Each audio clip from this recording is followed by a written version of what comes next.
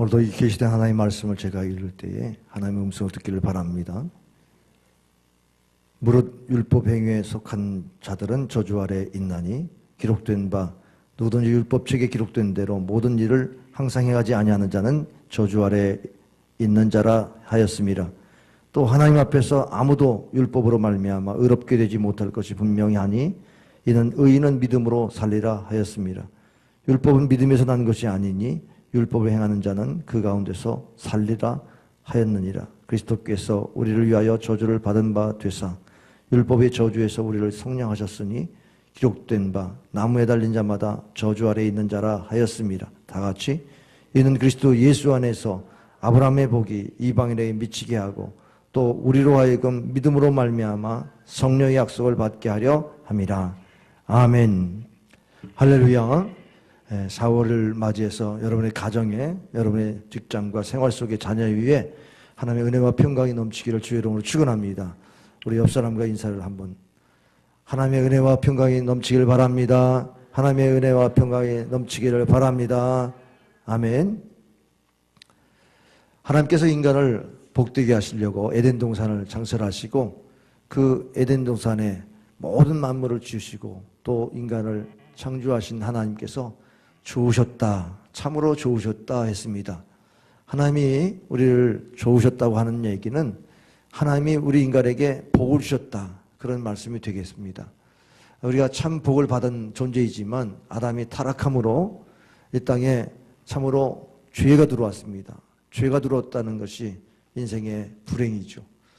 참으로 인간에게, 하나님의 형상대로 준 인간에게 이 죄는 인간성을 파괴함으로 인해서 그 부패성이 세상을 파괴하는 이런 불행의 씨앗이 되고 말았습니다. 한 사람의 죄, 아담의 죄로 말미암아 사망이 들어왔습니다. 그래서 모든 사람이 사망에 이르게 되었습니다. 로마서 5장 12절에 이러므로 한 사람으로 말미암아 죄가 세상에 들어오고 죄로 말미암아 사망이 왔나니 이와 같이 모든 사람이 죄를 지었으므로 사망이 모든 사람에게 이르렀느니라.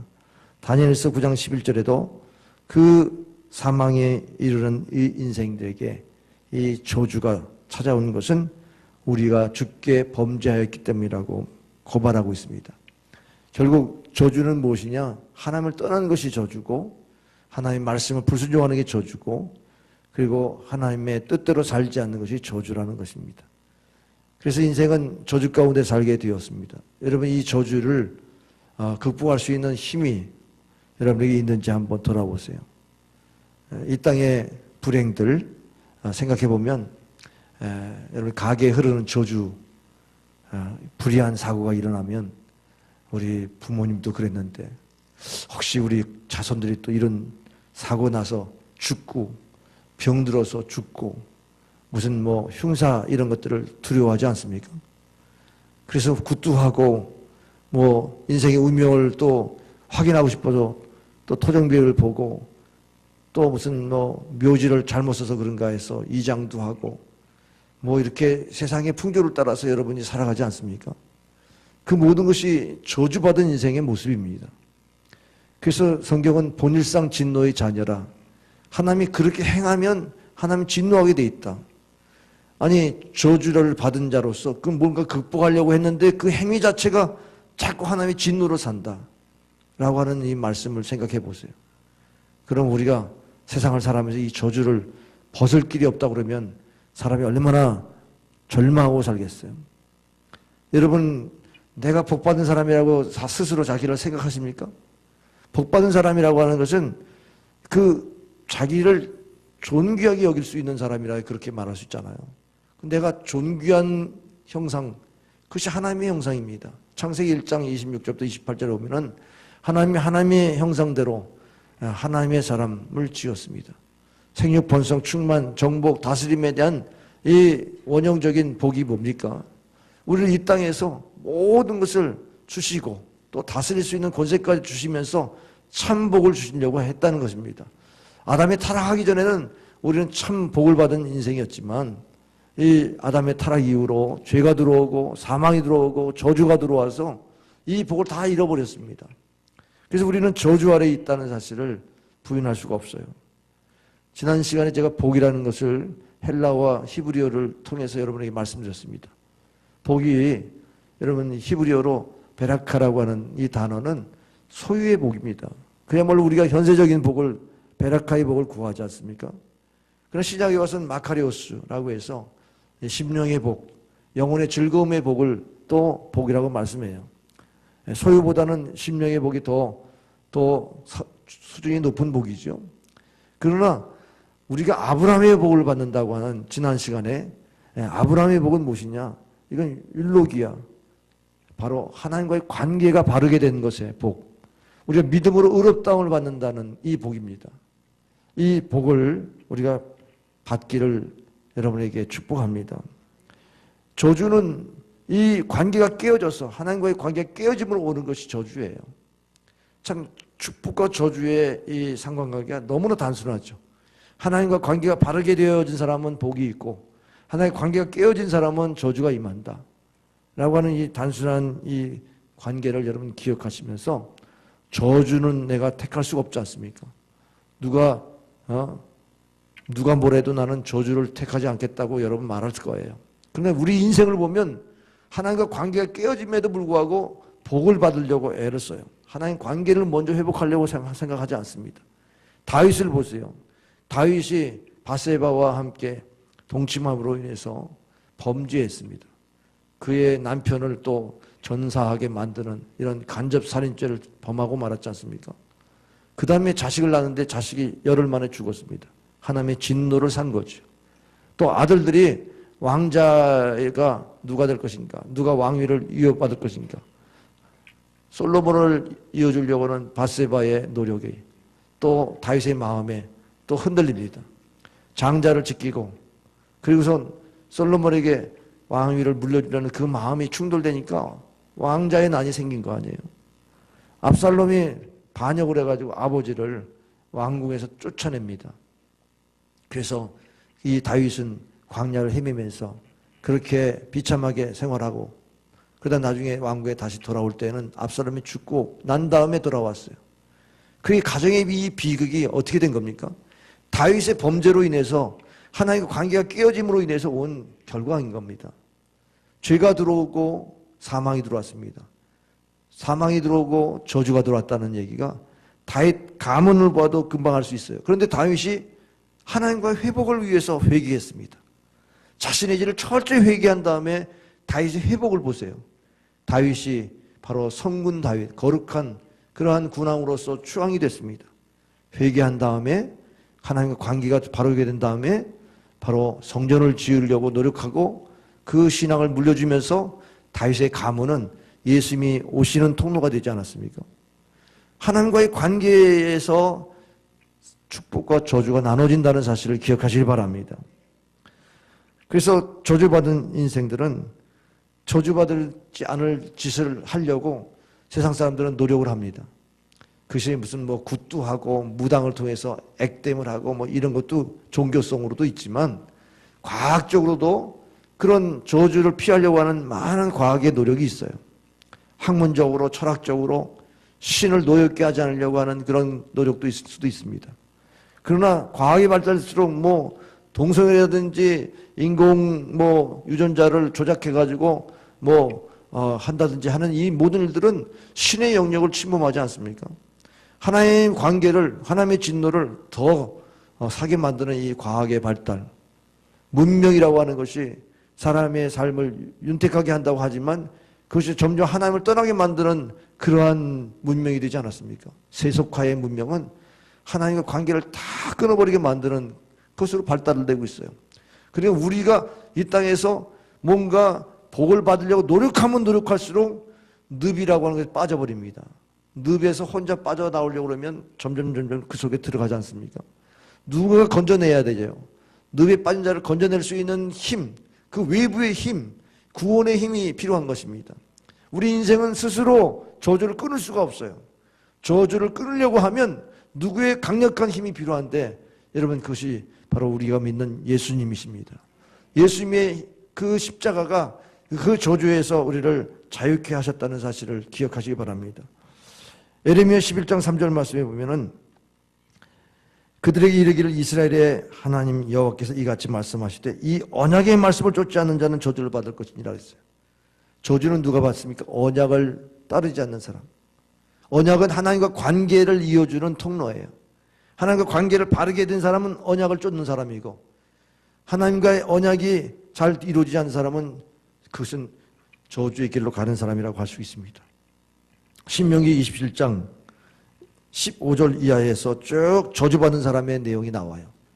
그리고 26절에는 오늘 본문에서 말씀하신 말씀 10절에 누구든지 율법책에 기록된 대로 모든 일을 항상 행하지 아니하는 자는 저주 아래에 있는 자라 하였음이라 한 말씀이 신명기 27장 26절에 나옵니다. 이 말씀을 인용해서 제가 쭉 보니까 참으로 하나님을 찾기보다는 우상숭배에 빠져버려서 저주를 받을 것이고, 부모를 공의히 여기는 자는, 공경하지 않는 자는, 부모를 경의히 여기는 자는 저주를 받을 것이고, 이웃의 지게표를 옮기는 사람, 다시 말해서 선조의 신앙을 무너뜨리는 사람은 저주를 받을 것이고, 약자를 실족케 하는 사람은 저주를 받을 것이다. 맹인에게 길을 잃게 하는 자는 저주를 받을 것이고, 객과 고와 가부에게 송사를 억울하게 하는 사람은 저주를 받을 것이고, 또 음행한 자, 아버지의 아내와 동침하고 짐승과 교합하는 자, 아버지의 딸이나 어머니의 딸과 동침하고 장모에 동침하는 자는 저주를 받을 것이고, 그리고 이웃을 암살하는 자는 저주를 받을 것이고, 무지한 자를 죽이려고 뇌물을 받는 자는 저주를 받을 것이고, 그리고 결론적으로 하나님의 말씀을 따르지 않는 자는 저주를 받을 것인데, 이것이 개역 한글판에는 모든 말씀을 시행하지 않는 자는 저주를 받을 것이다. 세번역에는요, 이 율법 가운데 하나라도 실행하지 않는 자는 저주를 받는다 하면 모든 백성 아멘 하십시오, 이렇게 기록되어 있습니다. 그러니까 우리가 이 말씀을 들을 때 우리는 저주받을 인생이구나, 어떻게 하나님의 말씀을 하나라도 지키지 못하면 더 저주를 받는다는데, 하나님 너무하십니다. 우리가 어떻게 완전합니까? 어떻게 그 말씀을 다 지킬 수 있습니까? 여러분 아마도 마음으로는 불편해서 그렇게 마음으로 항거할 수 있어요. 하나님이 어떻게 우리에게 이렇게 말씀할 수 있는지.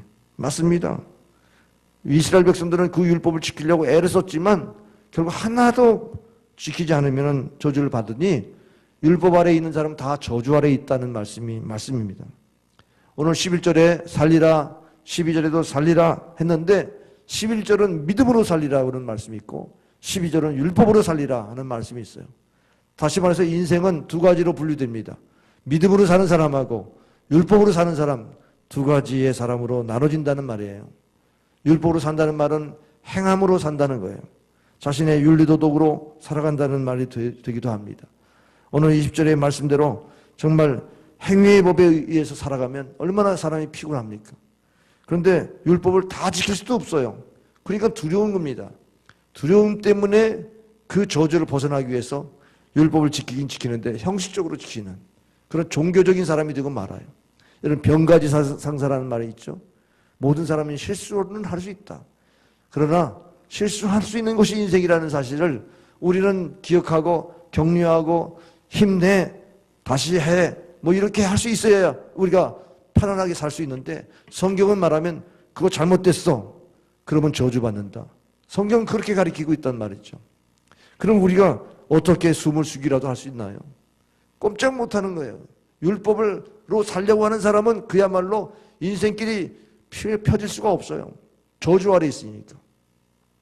삼마이라고 하는 랍비가 모세의 율법을 365가지의 금지 명령과 또 248가지의 긍정 명령을 총 통합해서 613가지로 그 율법을 정했어요.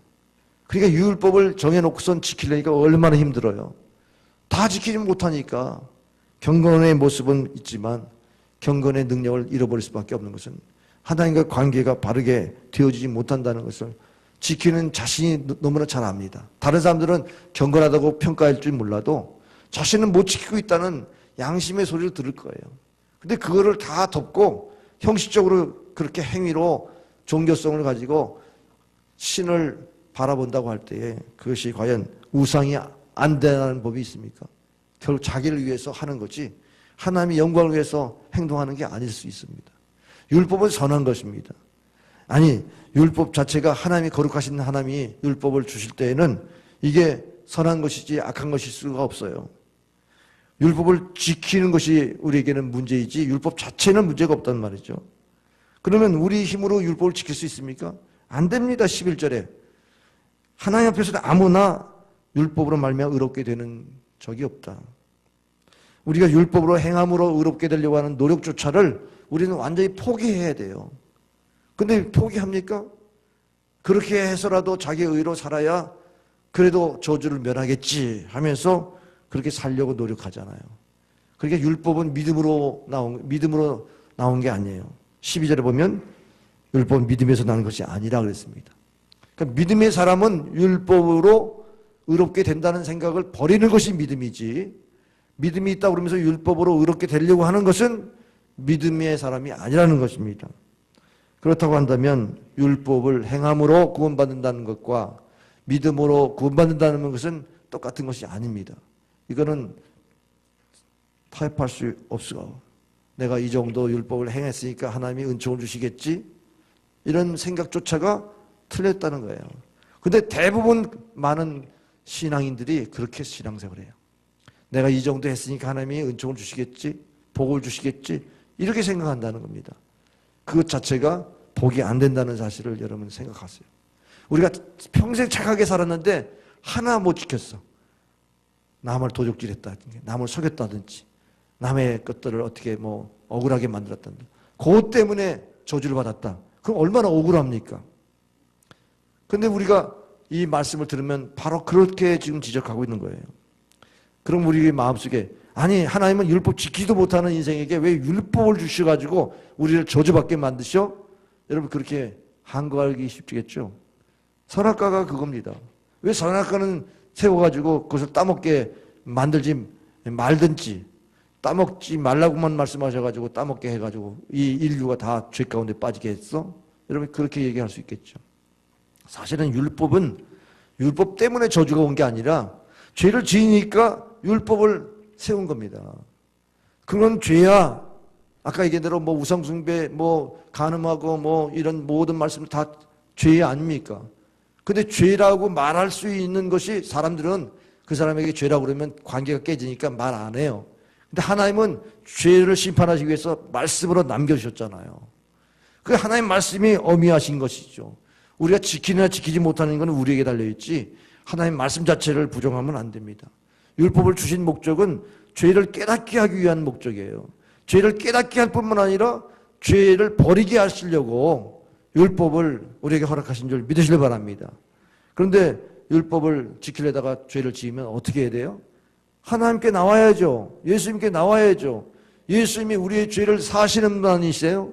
예수님 십자가에서 우리 죄를 다 담당하셨다는 이 믿음을 우리가 가지면 주님 앞에 나와서 회개하면 될 거를 왜 주님 앞에 나오지 않으면서 왜 율법을 우리에게 주어서 이렇게 고통을 받고 저주를 받게 하느냐고 그렇게 말하고 있습니까?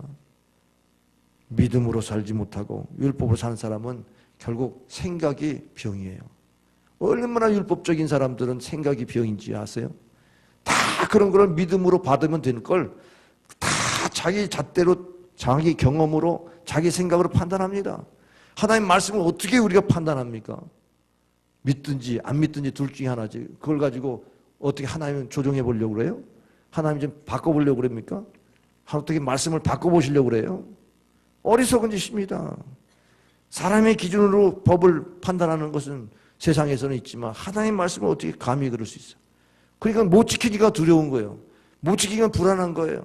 그래서 자기가 그것을 바꾸려고 대체적인 것으로 심리적인 요법으로 다 바꾸려고 하는 노력들이 인간이 고도화된 문명과 함께 인간이 그렇게 약삭빠르게 살아가는 거죠.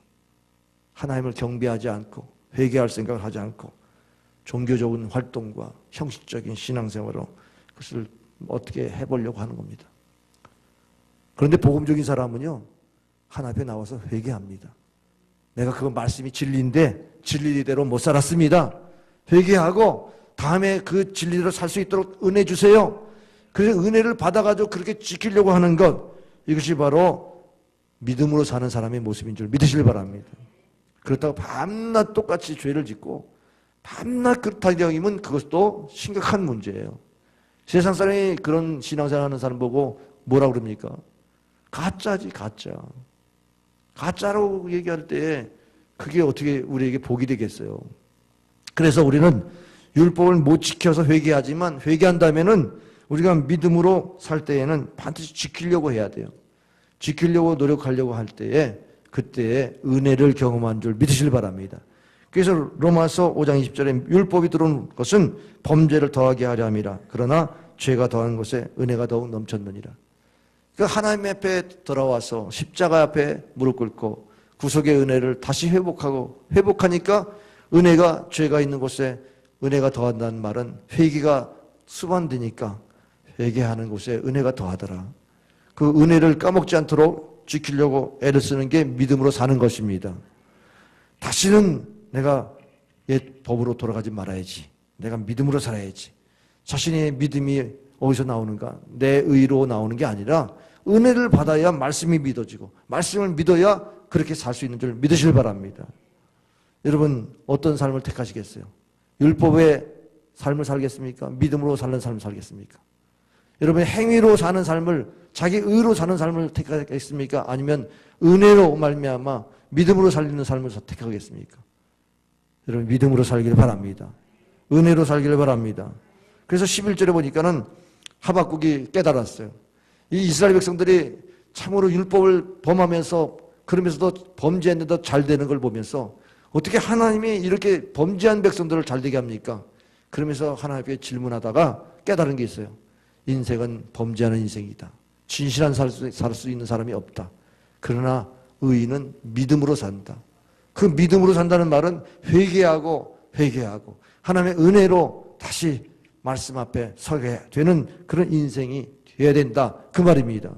그러니까 우리가 의롭게 산다는 게 내가 죄 안 지어서 내가 율법을 다 행함으로 의인이 아니라 내가 하나님의 은혜를 사모하는 의인이라는 겁니다. 죄 사함 받은 죄인이라는 생. 그래서 우리가 율법 아래 저주 아래 있지 않고 은혜 아래 있기를 힘쓰는 사람, 이런 사람이 바로 제대로 된 복된 사람인 줄 믿으시길 바랍니다. 그래서 내 의로 사는 것은 저주요 하나님의 은혜로 사는 것이 복이다.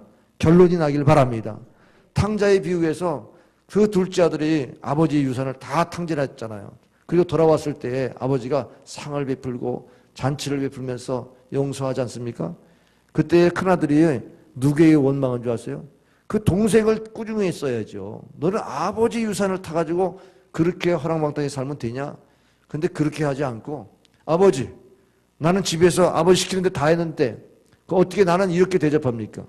난 염소 새끼도 하나도 대접한 게 없고 내 동생은 그렇게 소를 잡아가지고 동네방네 다 탕자를 어떻게 그렇게 소문내가지고 돌아왔다고 하면서 잔치를 베풀합니까? 불평이요 아버지한테 있어요. 여러분 하나님 앞에 불평하는 게 맞습니까? 하나님이 특정한 사람 사랑했다고 왜 나는 죄도 안 졌는데 스스로 죄 안 졌다고 그러는 거지. 율법에 보면 하나만 안 지켜도 다 안 지키는 건데 자기 기준으로 자기가 의롭다고 그러는 거지 하나님 기준에는 의로운 게 아니거든요. 그러면 하나님을 원망하면 안 되죠. 하나님이 왜 사랑의 하나님인데 탕자를 용서하는 하나님의 사랑이 더 위대한 거지 왜 그거를 나처럼 대접하지 않았다고 그걸 원망합니까? 그러니까 그것이 자기의 탐욕과 자기 자존감이 아주 하나님의 그 마음을 찌르는 겁니다. 자기가 의롭다고 생각하는 교만인 겁니다. 율법적인 태도이죠. 아이언사이드의 In the Heavenli라는 이런 책이 있는데 그 책에 보면은 실질적인 사건이 하나 나오는데 영국 왕실에 엘리자베스 1세가 여왕으로 있을 때에 그 경비병 옷으로 위장한 한 여종이 그 암살을 기도하다가 체포를 당했어요. 그래서 그 여왕 앞에 이제 재판을 받게 됩니다. 그래서 재판을 받는데 이 피고된 이 여종이 그렇게 말합니다. 나는 잘못된 사람에게 고용되어서 이런 엄청난 죄를 지었지만 저에게는 은총을 베풀어 주시길 바랍니다. 이렇게 여왕에게 간언을 했어요. 그랬을 때 여왕이 말합니다. 내가 그러면은 용서해주면 어떻게 살려고 그러냐? 라고 물었을 때에 이 피고가 뭐라고 그랬느냐? 조건을 붙이는 은총은 은총이 아닙니다. 라고 했다는 겁니다. 내가 앞으로 어떻게 살 것인 거를 열어주셔야지. 그게 은혜 아닙니까? 라는 얘기죠. 그래서 잠깐 고민하다가 풀어줘라 석방했습니다. 그리고 영국의 왕실의 역사 기록에는 여왕의 그녀만큼 신실하고 헌신적인 여종은 없었다. 평생 여왕을 신실하게 받들었다는 것입니다. 여러분, 우리가 조건을 붙이면 과거에 조건이 붙었어요. 율법으로 행했던 그때는 조건이 붙었어요. 너가 율법을 지키지 않았으니까 멸망이고 심판이다. 근데 우리가 예수를 믿는다면 조건이 없어요. 우리는 그리스도 안에서 자유하게 살게 돼 있어요. 이제는 내가 주님을 위해서 살든지 날 위해 살든지 여러분이 선택하는 거예요. 주님 위해 살고 하나님의 은혜를 까먹지 말고 믿음으로 살면 복이고, 여러분 옛날식으로 또 율법으로 돌아가서 내 행위를 자랑하고 내가 어떻게 선하게 산다고 하는 노력으로 돌아가면 그게 복을 잃어버리는 자가 되는 것이죠. 우리 크리스찬의 조건은 미래가 조건이 아니라 과거의 조건이에요. 그러니까 과거를 우리는 뒤로 하고 사는 거예요. 근데 지금도 우리는 조건을 붙이면서 살아요. 하나님, 내가 이렇게 했으니까 하나님 복 주셔야지. 내가 이렇게 했는데 하나님 복 주시지 않는 하나님은 어떤 하나님입니까? 왜 하나님에게 원망하고 하나님께 시험 들어요? 하나님 말씀을 지키지 못한 자신이 회개할 것을 왜 하나님이 이런 말씀까지 나에게 주셨습니까? 왜 나에게 이런 사명까지 주어가지고 힘들게 합니까? 왜 하나님께 그 따지는 거예요? 그게 믿음으로 사는 게 아니지 않습니까? 불순종이죠. 하나님이 우리에서 나무 십자가에서 6시간 달려 들어가셨지 않습니까? 저주를 받으신 거예요. 왜 그래요? 우리에게 저주를 물려주지 않기 위해서. 그가 찔림은 우리의 허물 때문이에요. 우리 허물이 너무나 많아요. 이 허물을 가려주기 위해서 로마서 4장에 보면은 두 가지 인물이 나오는데 모세가 나오고 아브라함이 나와요. 근데 모세는요, 그 허물이 드러났잖아요. 밧세바를 범했던 허물이 드러났잖아요. 근데 죄를 회개하니까요, 이 허물을 씻기 위한 그런 노력을 안 해도 용서를 받았어요. 그리고 그 허물이 가려진 것이지 허물 자체는 있는 것인데 그 가려질 때는 의의 옷을 입어서 그가 공격당하지 않을 수 있는 자리에, 그래서 그가 복을 받았어요. 허물의 사함을 받는 자가 복이 있도다. 시편 32편 1절에 말씀하는데 대로 허물의 사함을 받았어요. 그 다음에 아브라함의 얘기가 나와요. 아브라함은 믿음으로 의롭다함을 받았다는 겁니다. 믿음으로 의롭다함을 받아서 그는 죽은 자도 살리시고 없는 것도 있게 하시고 바랄 수 없는 게 바라고 믿게 하셨다. 우리가 어려운 현실이 있어도 믿음이 흔들리지 아니하고 끝까지 믿음으로 나아감으로 말미암아 그 믿음의 복을 받았다. 그렇게 증언하고 있어요. 그러니까 우리가 주님을 바라보는 이 시선에서 떨어져 나가면요, 우리 허물이 그대로 드러나요. 예수님의 피로 보혈로 허물이 가려지지 않으면 우리 허물 때문에 그냥 그대로 그냥 저주를 받는 거죠. 여러분, 죄로 말미암아 저주를 받을 수밖에 없어요. 그런데 이 죄를 우리 예수님이 십자가에 달려 돌아가셨어요. 그가 상함은 우리의 죄악 때문이라. 우리 주님이 얼마나 마음이 상하셨겠어요. 우리 죄를 지을 때마다 마음의 상처에 못을 박는 거죠. 가슴에 못을 박는 거예요. 이 아픔을 우리가 느낄 수 있다면 죄를 버리지 않겠어요? 우리 느낌이 없으니까 죄를 짓고 사는데 주님이 얼마나 마음 상했을까? 내 자식의 죄를 짓을 때 부모가 마음 상한 것처럼 그거 비교할 수도 없지만 그런 상함의 마음을 내가 느낀다면 우리가 어떻게 해요? 죄를 버릴 수 있지 않습니까? 그가 징계를 받으면 평안을 누려요. 수고무건지 다 내게로 오라. 우리 예수님께 나가면 그렇게 편안할 수 있어요. 하나님께서 우리의 모든 환난과 역경들을 막아주실 수 있는 그런 십자가.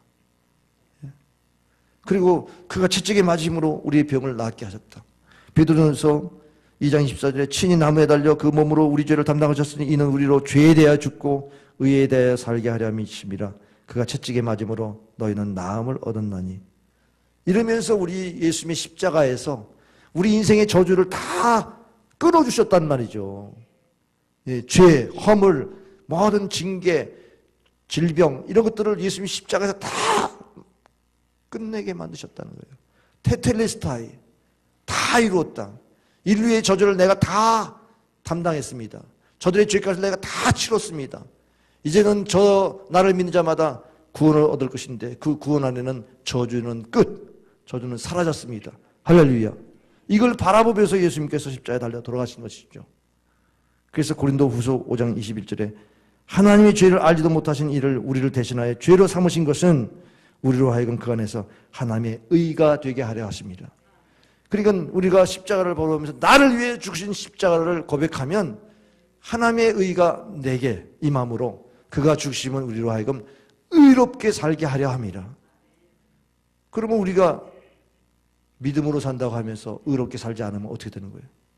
죄 짓고 사는 것이 맞습니까? 그게 의의 옷을 입은 사람의 모습입니까?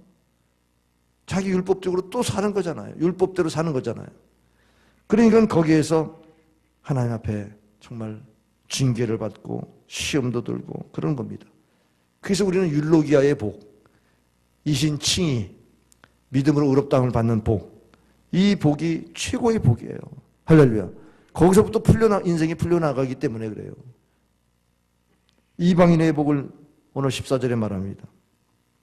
이방인의 복이 뭐예요? 8절에도 아브라함의 복이 있었죠. 아브라함의 복이 바로 이방인에게 미치는 복이다. 그렇게 말씀했어요. 그런데 이 아브라함의 복이 바로 믿음으로 의롭다함을 받는 복이라는 거예요. 율로기아의 복이라는 겁니다. 아브라함이 여호와 이레를 복을 받았는데 이 여호와 이레의 복이 어떻게 된 겁니까? 아들을 바치라고 그랬어. 바치러 모리아산에 올라갔는데 그 모리아산에서 순양을 보게 하셨어요. 순양을 대신 번제로 드리게 되고 아들은 살았습니다. 이게 십자가 사건이에요. 내가 십자가에 죽고자 하면 하나님은 예수님을 대신하여 예수님이 예비되어 있습니다. 예수님이 예비되어서 우리의 고난을 대신 담당해 주시고 우리를 살려주시는 거예요. 이게 믿음으로 의롭다움을 받는 사람의 축복인 거예요. 내가 주를 위해 살면 주님이 우리를 위해서 살아주시는 거예요. 내가 주님을 위해 죽고자 하면 주님이 우리를 살려주시는 거예요. 이 믿음의 교환이 있어야지. 이 믿음의 교환이 없이 하나님은 우리를 위해서 죽으셨는데 나는 내 마음대로 살아요? 그 율법대로 사는 또 저주를 받는 거예요? 그거는 복 받은 사람이 아닙니다. 복을 차버리는 사람이죠. 예수님 십자가에서 절규하셨어요. 엘리 라마 사박다니 어째 나를 버리셨습니까? 예수님이 저주받으신 거잖아요. 하나님을 아버지로 부를 수 없는 그런 하나님을 찾는 이 죄인의 모습 속에서 주님은 저주를 받으셨어요. 민수기 35장 33절에 너희는 너희가 거주하는 땅을 더럽히지는 말라. 피는 땅을 더럽히나니 피 흘림을 받은 땅은 그 피를 흘리게 한 자의 피가 아니면 속함을 받을 수 없느니라. 히브리서 9장 22절 율법을 따라 거의 모든 물건이 피로써 정결하게 되나니 피 흘림이 없는 즉 삶이 없느니라. 그러니까 예수님의 보혈이 필요하지 않는 데가 없어요. 우리 가정이, 우리의 땅이, 우리의 나라가, 우리의 가정, 교회가 다 예수의 피로 정결케 해야만, 그래야만 믿음으로 고백하는, 회개하고 고백하는 사람들이 생기고 믿음으로 의롭다움을 받는 사람이 바로 되어져서 복받는 땅, 복받는 나라, 복받는 교회, 복받는 가정 될 줄 믿으시길 바랍니다. 그러니까 구원은 받는 것이지 얻는 것이 아니에요. 내가 구원을 얻으려고 이렇게 산다. 내가 깨끗하게 살고 그리고 범사에 착한 일을 하고 구원을 얻으려고 하는 사람은 율법을 행하는 사람이죠. 그 사람들은 율법을 행하려고 하는 자기 공로만 의지하다가 망하는 거고 우리는 주님이 이렇게 십자가에 달려서 저주를 끊어주신 거 웬 은혜인지 그냥 받아들이면서 구원을 받는 겁니다. 아멘하고 받는 겁니다. 아멘으로 받으시길 바랍니다. 아멘으로 받는 구원을 받는 이 은혜 사람은 할 수 없으나 하나님은 할 수 있어요. 그래서 우리가 전도할 때 저 사람은 성질이 그래 기질이 저래 저 사람은 자기 의로 살아가 자기 노력으로 다 했대 그런 사람에게 전도하면 전도에 반하나 그 피도 안 날 정도로 그 사람 그렇게 강직한 사람인데 어떻게 예수를 믿으라고 전도합니까? 아닙니다. 그 사람이 저주 아래에 있다는 사실을 알면 우리가 전하지 않으면 안 되죠. 율법으로 사는 그들은 저주가 있는데 그 저주를 보면서도 우리가 전도를 안 한다는 것은 그것은 직무유기 아니에요. 우리가 은혜 받는 사람으로서 우리가 의롭다함을 받는 사람으로서 우리가 의로운 행위가 뭐예요? 그 영혼을 조건 없이 사랑하고 조건 없이 구원받게 하는 이 진리를 가르치고 전해야 되는 거 아닙니까? 지금 그분들은 다 저주 아래 있어요. 율법의 행위로 살아가는 그들은 살면 살수록 더 저주를 받는단 말이죠. 그 속에 거짓말하고 죄를 짓는데 그 죄를 씻을 수 없으니까 또 뭐 굿도하고 뭐 좋은 무덤도 쓰고 뭐 세상 풍조를 따라서 뭐 살아가려고 하는 모든 것들이 본질상 진노의 자녀. 그러면 그럴수록 더 진노가 임한다는 겁니다. 그럼 우리는 어떻게 그런 사람들을 내버려둡니까? 잘 되길 바랍니다. 잘 되기를 바래. 잘 될 거예요. 이런 얘기가 얼마나 허망하냐고요. 저는 그런 얘기할 때 인간적으로는 어떻게 들리는지 몰라도 너무나 가소로운 얘기 같아요. 어떻게 그 사람 망하는 거 보면서도 잘 될 거예요 그렇게 말합니까? 예수 믿어야 잘 될 겁니다 해야지. 예수 안 믿는데 어떻게 잘 됩니까? 잘 돼도 이 땅에서 잘 되지 영원한 지옥 가는데. 우리가 그렇게 잘 되는 것에 대한 얘기를 세속적으로 말할 수만 있으면 되겠어요? 결론적으로 우리가 잘 돼야지. 오이코스 전도를 하세요. 이 부활절에 여러분 전도하시기 바랍니다. 여러분 마음에 이 불이 임하셔. 성령의 불. 영혼을 사랑하는 이 마음이 임하고 영혼을 전도하는 이런 실행이 있기를 바랍니다. 한 영혼을 주 앞으로 인도하는 자를 하나님이 너무너무 기뻐하시잖아요. 그 아브라함의 복은요, 이방인에게 우리에게 똑같이 받는 복은 믿음으로 의롭다함을 받는 복이고, 두 번째 복이 뭐냐? 성령의 약속을 받는 복이에요. 14절에 말씀했죠. 성령의 약속을 받는다. 요한복음 14장 16절 18절에 보면 너에게 또 다른 보혜사를 너에게 주소서 너희를 영원히 떠나지 않게 하리라.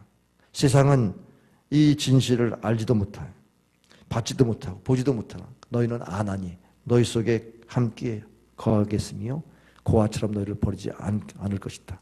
이게 말씀했어요. 그러니까 예수님이 계실 때에도 든든했는데 예수님 떠나셨더라도 보혜사 성령이 우리에게 임하시면 우리를 도우시는 영으로 우리가 기도하면 도와주시는 영으로 늘 함께 하시면서 상담하고 위로하고 그리고 도와주고 가르쳐 주시고 대언해고 심판을 이기게 하고 저주를 막아주시고 성령의 능력이 임함으로 모든 악한 사탄의 괴력도 물리쳐 주시고 성령의 약속이 이러합니다. 할렐루야. 이게 복 아닙니까?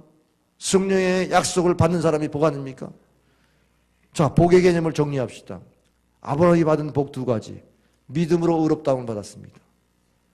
그 믿음으로 의롭다움을 받는 사람은 성령의 약속을 받는 겁니다. 성령의 약속은 믿음의 씨름이 필요해요. 이 아브라함이요, 믿음으로 의롭다움을 받는 게 창세기 15장 6절의 말씀이에요. 하늘의 별을 보면서 자식이 없지만 그 85세의 노인네가 그 하나님의 말씀을 믿었어요. 의롭다움을 받았어요. 그리고 그 다음에 바로 자식을 낳은 것도 아니에요. 15년 세월이 더 걸렸는데 그 사이가 창세기 21장에 이삭을 낳게 되는데 그 사이에 무슨 일이 있었냐? 바로 16장에 이스마엘을 낳아요. 이스마엘 뭐예요? 하가를 통해서 몸종을 통해서 자식을 낳아 어떻게 씨를 이어가려고 한 거예요. 그러니까 믿음이 흔들렸잖아요. 그 17장에 가서는 할례를 받아서 나는 하나님 앞에 정결한 백성이 되어서 99세에 할례를 받고 내년에 아들이 있을 것을 또 예언을 들어요. 18장에서. 그때 소돔과 고모라 멸망할 것을 예언 듣고 기도하고 소돔과 고모라 멸망하는 거 다 보면서 하나님께 믿음을 지켜나가면서 21장에 이삭을 낳아요. 자, 약속을 우리가 누리려면 성령의 약속을 누려야 해요. 성령이 계속 감동줘야 믿음을 지키지. 성령이 감동이었으면 에휴 나이가 85세인데 75세 아내에게 무슨 자식이 있어? 네? 경수가 끓었는데 무슨 아기 임신이 할 수나 있어? 사람 할 수부터 하나님 하는 말씀은 할 수 있다고 그랬는데 그런 믿음이 안 생겨. 왜? 성령의 감동이 없으니까 인간적인 생각으로 다 판단한단 말이에요. 하나님의 약속은 분명히 신실하신데 왜 못 믿습니까? 성령의 약속이 임하지 않으니까 여러분이 성령의 충만을 받지 못하니까 계속 불신앙적인 생각을 또 해요. 믿음으로 안 살고 그러다 보니까 또 소자를 낳고 가정 불행이 일어나고 이렇잖아요. 이러다가 결국 이제 약속의 씨 이삭을 낳았는데 아들을 바치라고 그럽니다. 바칠 수 있었습니다. 그건 뭐예요? 연단의 결과예요. 우리가 신앙생활하면서 연단을 받아요. 왜? 믿음으로 의롭다함을 받은 사람은 말씀대로 사는 것이 복이야. 근데 말씀대로 살려니까 은혜를 잃어버려. 성령의 능력을 잃어버려. 그래서 못 지키는 거예요. 그래서 성령의 약속이 있어야 복이라는 거예요. 우리 많은 성도들이 복을 못 받는 이유가 성령 충만을 구하지 않아요. 말씀을 구하지 않아요. 말씀으로 살려고 하지 않아요. 말씀대로 살려고 할 때마다 여러분 능력으로 할 수 없다는 사실을 알면서도 성령의 능력을 구하지 않아요. 말씀을 못 지키면서 복을 구하지 말고 말씀을 지킬 수 있도록 기도하면서 성령의 능력을 구해야 복이 임하는 건데, 여러분 스스로 율법적인 태도를 갖고 살지 않습니까? 내가 이렇게 자신의 의지지, 자신의 기준이지 하나님 말씀의 기준은 아닌데, 자, 주일 성수하는 것도요, 이것도 여러분이 주일 성수하려니까 토요일 날 무슨 불화가 생겼다, 주일 못 나와요. 아니 또 주일날 무슨 결혼식이 있다, 주일날 빠지고 가요. 주일 지키게 해달라고 하는 것조차도 여러분이 성령의 능력으로 기도하면서, 목사님 이렇게 가정이 이렇게 있는데 주일 지키게 됐어요, 할렐루야, 목사님 기도해서 감사해요. 이렇게 돼야 성령의 약속을 받는 사람의 신앙생활 아닙니까? 그때 은혜 받잖아요. 그때 받을 은혜 주일날 못 받게 사탄이 또 주일날 무슨 일 벌어져가서 교회 못 나가게 만드는 거, 이게 연단이에요. 연단. 연단의 세월을 얼마나 가야 여러분이 말씀으로 살까요? 그러니까 100년의 세월을 아브라함이 보낸 거예요. 아들 없어서 25년 동안 말씀 듣고 그 시험을 다 겪으면서 가정 불화 일으키면서 사람이 별 수 없어요. 하나님 앞에 믿음으로 살려고 하는 길은 험한 길입니다. 사탄이 얼마나 유혹하고 방해하는지 몰라요.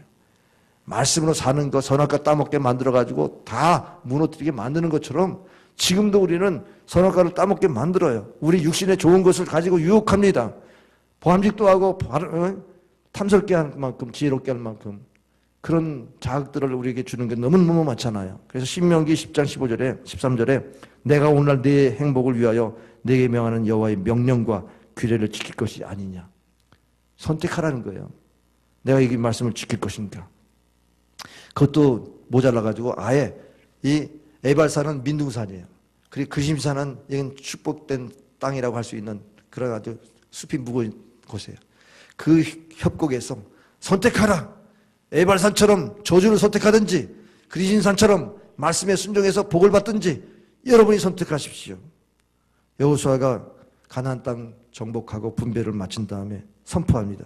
여호수아 24장 15절 만일 여호와를 섬기는 것이 너에게 좋지 않게 보이거든 너희 조상들이 강 저편에 섬기던 신들이든지 또는 너희가 거주하는 땅에 있는 아모리 족속의 신들이든지 너희가 섬길 자를 오늘 택하라. 오직 나와 내 집은 여호와를 섬기느라. 나는 축복을 선택하리라. 그러나 여러분이 선택할 것을 결정해봐라. 그것이 그렇게 좋아 보이면 그 선택해서 저주를 받든지 하나님 말씀대로 순종해서 복을 받겠다고 하면 나처럼 하나님만을 섬기겠다고 선포하든지 결단하십시오. 여러분 가게 흐르는 저주 여러분 느끼죠? 집안에 무슨 우환이 있으면 큰일 났다 큰일 났다. 불안해가지고 어떻게 살아요? 우리 예수 믿는 사람은 불안하지 않아요. 예? 주님이 십자가 다 그 저를 끊어주셨다는 믿음을 가져요. 여러분이 여러분의 집안에 무슨 이상한 집안이라도 여러분만 아브라함처럼 믿음에 쓰면 아브라함의 복이 자자손손 임할 줄 믿으시길 바랍니다. 근데 내가 그렇게 복을 선택하지 않으면서 어떻게 복을 물려준다고 착각하고 삽니까? 참된 복은 믿음으로 의롭다함을 받는 복입니다. 그리고 성령의 약속을 따라서 말씀에 순종하는 것이 복입니다. 이 복을 여러분 선택하십시오. 그래서 복을 받기를 주 이름으로 축원합니다. 기도하겠습니다. 아버지 하나님, 축복과 저주가 우리 앞에 있습니다. 우리가 믿음으로 의롭다함을 받았는데도 우리는 나도 모르게 저주를 선택하는 어리석은 죄를 범하고 어리석은 율법 생활을 하고 어리석은 자기 공로로 살아가는 모습을 보면서 정말 두렵고 떨림으로 우리의 구원을 다시 한번 붙잡습니다. 십자가에서 우리의 모든 저주를 담당하신 예수 그리스도, 그 예수 그리스도의 십자가를 붙들고 성령의 약속을 사모하며 살겠습니다. 그럴 때 우리가 말씀을 순종하고 하나님의 말씀대로, 말씀의 약속대로 우리가 복을 받을 줄 믿습니다. 그런 신앙생활 할 수 있도록 결단하기를 원합니다. 예수님의 이름으로 기도하옵나이다. 아멘.